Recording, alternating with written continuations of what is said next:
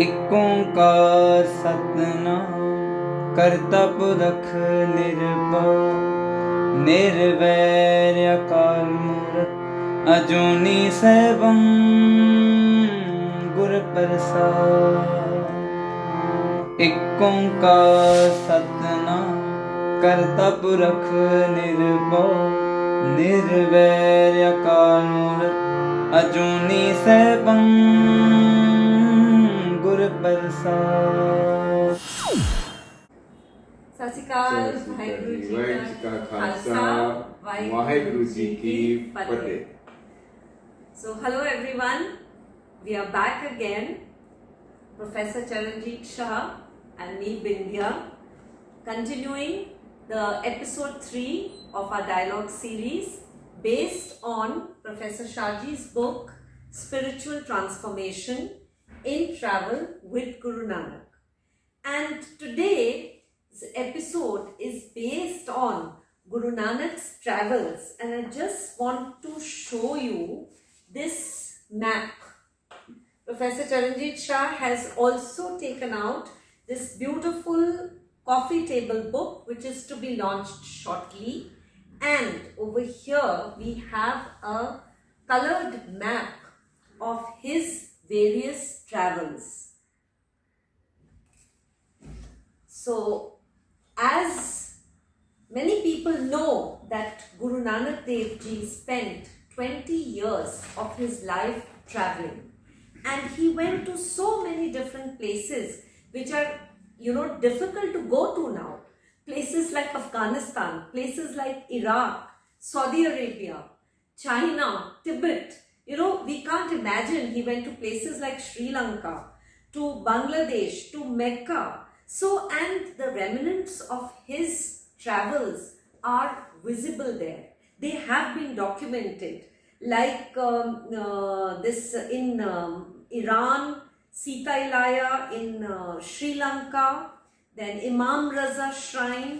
So, for me to read these stories, it seems surreal to see how Guru Nanak Dev Ji in those days traveled.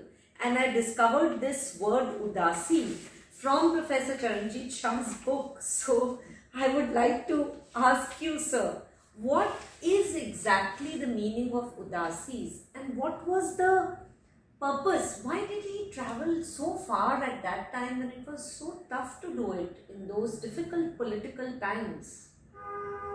Thank you very much, Bindyaji. I must appreciate the type of interaction which you are trying to dig out and be in connect with my Nanak and your Nanak. Yes. Is perhaps, when Guru Nanak came here, and the society was absolutely, fragmented.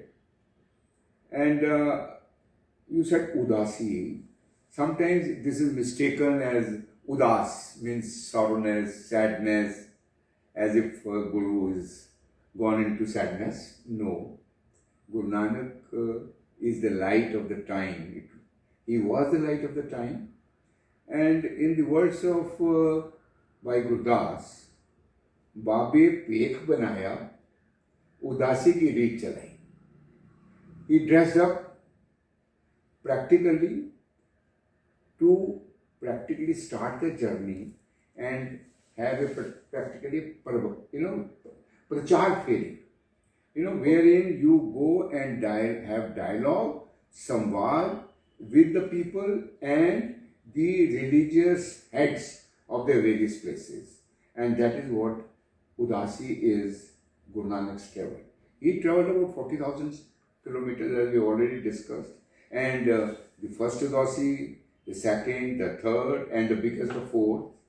And in all these travels, we need to see that the type of dialogue which Guru Nanak did is so fantastically exclusive that he never went to anybody and said that you're doing something wrong. That is amazing. Yeah. So he went there. First was that he wanted to understand the various centers, the various pilgrimage centers, the various religious centers where, we call them as, people go for pilgrimages, people go there to have a bath, or people, in some way or the other, they were the centers of the religion. Maybe some Hindus, some Muslims, some Buddhists, some Jains, these predominantly four religions were there, and basically the two more main religions are Hindu and Muslims. So wherever he went, he started doing something wherein there is a touch of universalism. So it was his way of a connect with people, to understand the people, so that the very purpose of universal brotherhood could be achieved. So that is what he did, and this is what we always say, that he was the greatest traveler. On those times, 40,000 kilometers on foot is next to impossible. So that is what I think, is Udasis. That is also, we have heard stories, various stories of his Udasis we have heard. But, I sometimes wonder that why is it so important? I mean, we are having this dialogue because we feel it is really important, but I would like you to please explain that in the light of the 21st century, the situations we are facing, why is it important to go back in times and to, try to understand each of his travels? How is it going to help us today? We actually discussed it earlier also. The mindset people is very short-lived.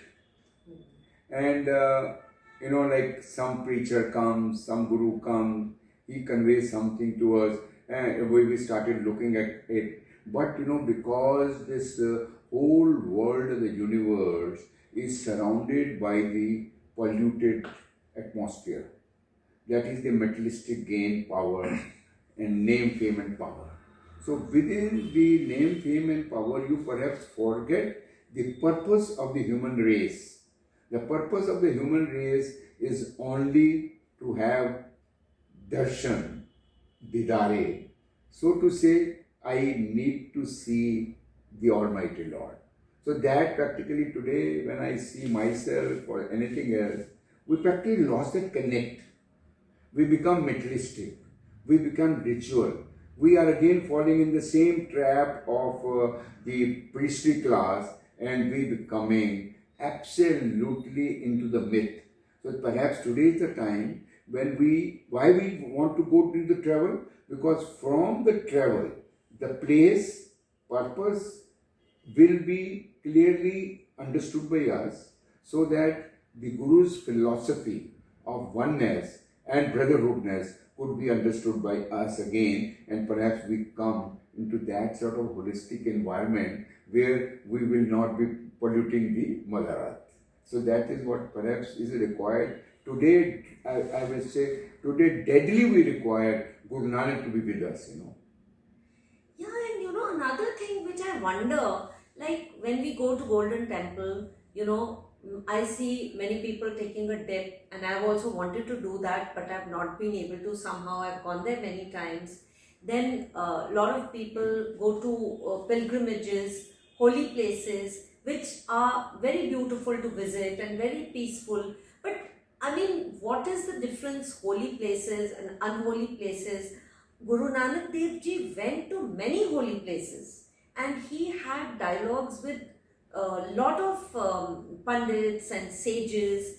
But I wanted to ask you, what is the essence of pilgrimage? What does Guru Nanak Dev Ji say about that? This is, I think, one of the very, very important philosophy of Guru Nanak. Guru Nanak never told anybody to do a holy dip. And what is that dip, And this is very, very clearly mentioned in Gurbani. Ram Das Surovar Nate Sab Utre Paap Kamate Nirmal Hoye Karishna. You become nirmal, soft by Ishnan, but which Ishnan is talking about is perhaps misunderstood because again it is the the deeper meaning has not been understood.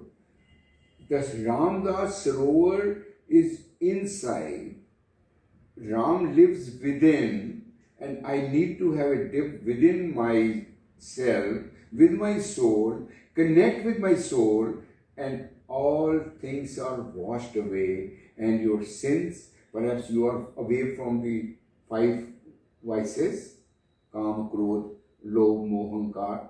That is what is disturbing you all the times. So the very purpose of Guru was Tirath Jetud Bhava. That is the Tirath. If I adore or I am being adored by my Guru, then I have my Tirath. Tirath Nama Jetud Bhava Vin Pani ke Nai Kari. Jeti Srisht Upai Veka Vin Karma ke Milegi. Without the good karmas, nothing will happen. Similarly, this was Guru Nanak said, Tirath Tap Daya Dat Dan Je ko pave til kaman. Just little, if you think, maybe some benefit, but nothing will be achieved by all these things. That is what Kabir also said. Fantastically, Guru Granth Sahib has the verses of all the 15 Hindu and Muslim Bhagats within. That Kabir says, Antar Mail, Je Tirath Naam hai. Now I have gone to a Tirath, मैं नहा लिया, लेकिन अंदर मेरी मैल है. The impurity of mind, thought is there. There is no benefit of a physical bath. So that is what he says. Antar mail, je tirath na hai, tis Vaikunt na jana. You cannot reach to Sachkhand, the Vaikunt, the house of Lord. And that Logpati mein kach na hove, nai Ram yana. Worshipping Lord Ram is nothing but be truthful. And when you are truthful, that is that you have served the God, you have served the Lord. Mano Kathor Mare Banaras. Now he is also talking about the place. That holy places, holy pilgrimages will not matter. He said, Mano Kathor Mare Banaras Narak na bachya jai. If I am Kathor, if I am hard, if I am illful from my mind, from my heart, even if I die in Varanasi, which we call the place of Shiva, no one can stop me that I will go to heaven, I will go to hell. Because it is matter, not the place, not the pilgrimage, not the bath, but the holy dip within will make you attached with the oneness of the humanity. So Guru Nanak's philosophy is all within. So that is perhaps I think we need to address today. I don't have to worry that I have not been able to go to this pilgrimage or that pilgrimage. So that's a very deep message which you have given us, and it has become very clear. But I'll just add one more thing. See, these holy places can be an inspiration. You go there, you meet people, you do some other things, you perform other things. They can give you an inspiration to be attached, to understand Him, but to be attaching yourself with the ritualities and myth, which is actually not right. So, but when we do this, then I started actually doing the rituality and not the spirituality. So let's be into the spirituality of the religion than practically attaching yourself with a place. Yeah. So I was thinking now, see, we spoke about Varanasi. Now Guru Nanak Dev Ji traveled to so many different places. He went to so many these pilgrimage sites, of Hindus, of Jains, of Buddhists, and many places he went. So I wanted to ask you, because I was thinking traveling from so far, different language, different culture. How would he have had a dialogue with the Siddhs, with the Peers, with the Pandits of those places? How did people perceive him? How did he establish that, start that dialogue with them? Because Udasis were all about traveling and having a dialogue. So I wanted to ask you, what is this Siddh Gosht that we hear about? You know, when Guru Nanak started traveling, he went to all mutts, all places which are practically taken as the places of centers of religion. Probably when he, anyone who goes anywhere, it's really very difficult to go to a new place, to know their language, to know their culture, to know their behavior, to know their religion, to know all those things is practically very, very difficult. And how do you adjust? So that was Guru Nanak. So that is why we say Guru Nanak is unparalleled. This is the distinction between Nanak and any other preacher or guru, because he went. That was his command. That was his demand. That was his looking at the perspective of transformation of the humanity and the society. So he went to the Siddhas, and Ghost means dialogue, samvad. So Siddh Ghost is dialogue with Siddhas. Now the first question of Siddhas was, who are you? Why have you come here? We have so many people around here. There is no place for you. Baba, so please go back. No, Baba is Baba. See how the question now we'll come to Siddh Ghost. Now, their question was, Kavan Mool, Kavan Mat Vela, Tera Kavan Guru, Jiska Tu Chela. This is being asked to Baba Nanak by the Siddhas. What they said? What is your root? From where have you come? What is your source? And what is your teaching? And who is your guru? Whose disciple are you? So these questions directly came to him like a showering.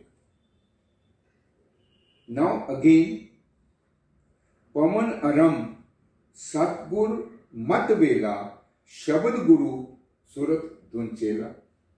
Now this is spontaneously Guru Nanak replied that this body is like a Pavan Aram.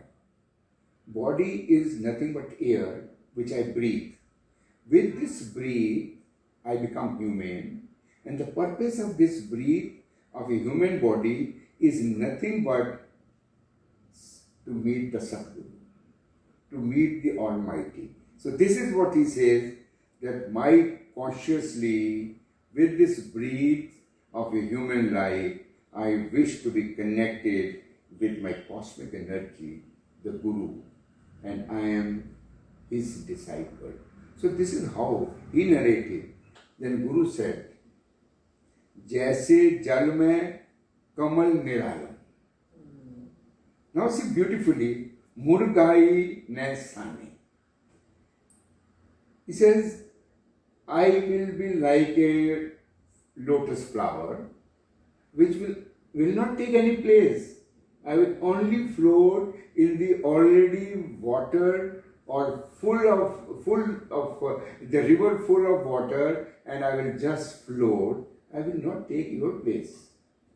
I am practically complementing and supplementing the religion already there, but I want a lotus to be there within the religion. So Murgai Lesane. Now how? It is like the duck swimming in the stream.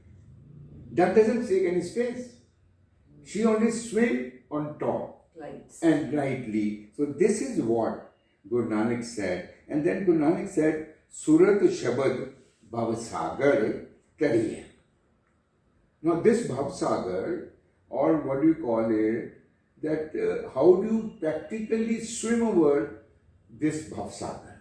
So this is the way, the Shabad. With Shabad, you can swim over this terrifying ocean of materialistic circumstances, and you can really touch. And then he says, Nanak Naam Vakhana. This is how Nanak says, chant the name of the Lord. Be with him and do not think that I am taking a place. Any subconscious, superconscious, or conscious mind will not take any place, and we are into the materialistic possessiveness which Guru Nanak was against. So that is the type of Siddh ghost which he did with them, and they got all flattened. See how beautifully he has narrated this, and this is how Guru Nanak really did the dialogue. So, he had that ability to change the person with whom he was talking and to bring out the good in that person without, telling him to change his religion or telling him to do this or do that. He never gave any directions. It's so fantastically said by Guru Nanak. Sometimes it is a name which matters, and we are the oneness. Probably we have to understand that असंख्य नाम असंख्य थाम अगम अगम असंख्य लो असंख्य है सिर भार होए अखरी नाम अखरी साला अखरी ज्ञान गीत गुण गा अखरी लिखन बोलन मान अखरा सिद्ध संजोग वखान. This is what Guru Nanak narrated in Japji said. That with word we names have been made, with words the verses have been made, but do not stick to the name. Go deeper into the meaning of the name. So we have to understand that this language has initiated a written dialogue to understand the oneness, and that should not be misunderstood, and we go into the word, and that is what Guru Nanak said, Koi bole Ram Ram, Koi Khudai, Koi Seve Gosaiya, Koi Alai. कोई राम गा रहा है, कोई अल्लाह गा रहा है, कोई बोले राम राम, कोई खुदाए, कोई से गोसैया, कोई अलाए, कारण करण करीम, कृपाधार रहीम. Rahim and Ram are both, they are the two sides of the coin, head and tail. But it is a coin. Coin is oneness, and that is what Guru Nanak said. See my coin, do not say head and tail and fight about it. Once you understand the value of the coin, you will not fight that I get the head or I get the tail. That is what Guru Nanak is. So beautiful. So beautiful is this journey, and I think we'll continue this dialogue, and we'll go to the other Udasis, because he has undertaken so many travels and he has given so many teachings through the Shabads uttered in all these different places.